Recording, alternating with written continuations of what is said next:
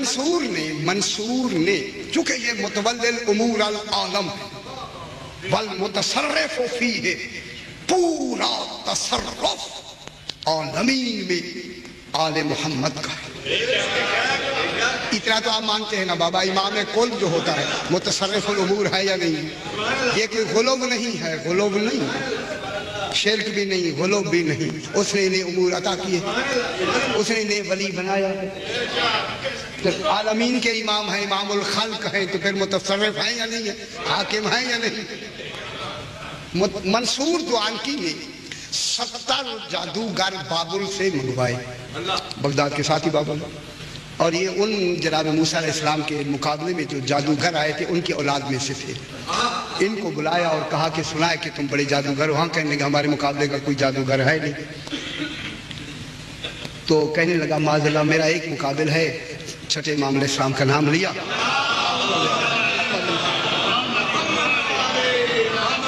اب کوئی نہ جانے تو ہمیں اس سے کیا؟ کہنے لگے معاذ اللہ وہ بڑا جادوگر ہے، لہذا تم اپنے جادو سے اسے زیر کر دو گے، لیکن انہوں نے شرط لگائی ہم زیر تب کریں گے اگر مقابلے والا جادوگر ہوا۔ اچھا ہو گیا یہی سے ہتھیار تو ڈال دیے انہوں نے۔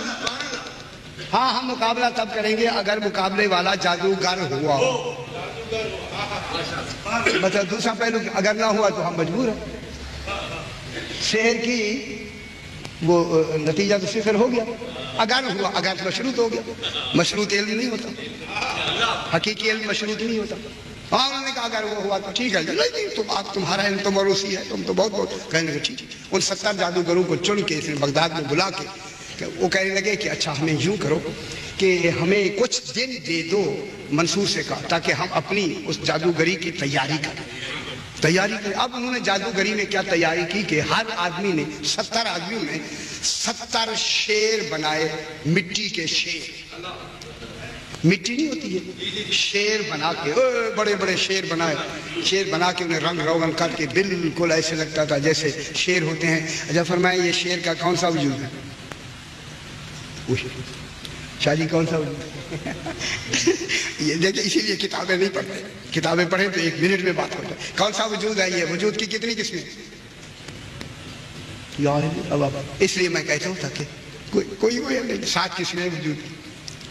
یہ آخر یہ بھی تو کوئی وجود بنا ہے، کسی کے وجود پہ وجود بنا۔ اصل وجود تو اصل شیر ہے نا بابا، یہ تو اصل شیر نہیں ہے، کوئی تو وجود ہے نا۔ اچھا ابھی گھبرا کوئی آ گیا۔ اچھا جناب یہ ہوا کہ انہوں نے 70 شیر ایسے بنائے، اگر آپ ادھر چلیں تو وہ یہ ہوا کہ بنائے اور بنا کے قصر نمرود میں اگر آپ تشریف لے گئے ہیں، بابل کو وہاں ہیں بالکل بارڈر پہ، قصر موصل سے آگے 35 کلومیٹر میں گیا ہوا قصر، ہاں بالکل آپ نے دیکھا کہ ان کے دروازے پہ ایسے شیر بنے ہو جیسے اوریجنل شیر لگتے ہیں، بالکل ایسے مٹی کے پتھر کے بنے۔ تو انہوں نے شیر بنا کے اپنے پیچھے رکھے، ایسے ان کے سائے میں سارے جادوگر بیٹھے، مطلب ہے کہ ہم جادو کریں گے تو یہ ان میں کچھ پیدا کریں گے یا جو کچھ ہوگا۔ جب یہ 70 آدمی سارے بیٹھ گئے، پورا دربار سج گیا اور نمرود نے تمام کو بٹھا کے امام کو بلایا۔ اب امام تشریف لے آتے ہیں، اب آ کے امام نے کھڑے ہو کے ایک نظر میں تمام کو دیکھا، جتنی بیٹھے تمام کو دیکھ کے فرمایا تم نہیں جانتے کہ میں فخر موسیٰ کا بیٹا،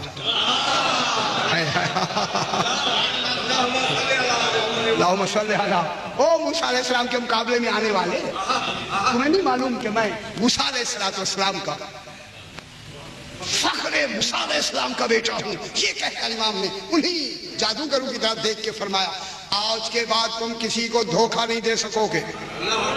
معلوم ہوتا ہے جو دھوکہ ختم کرنے کے لیے آئے وہی امام ہوتا ہے،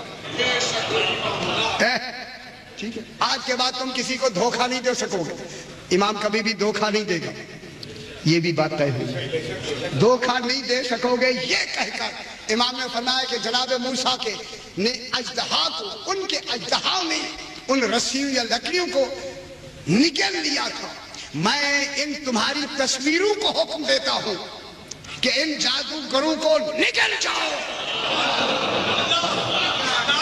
کون نہیں کہا نگل جاؤ۔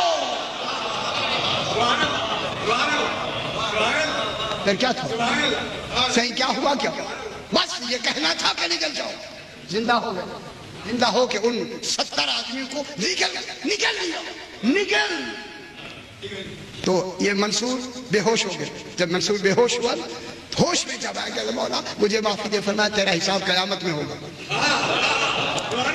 تیرا حساب قیامت میں ہوگا. یہ کہہ کر اس نے کہا مولا وہ 70 آدمی جو واپس کر دے، 70 آدمی واپس کر دے. وہ جو نکلے گئے سرکار نے فرمایا کہ جب جس دن جناب موسیٰ کا عصا ان لکڑیوں کو اگلے گا اس دن یہ بھی ہوگا.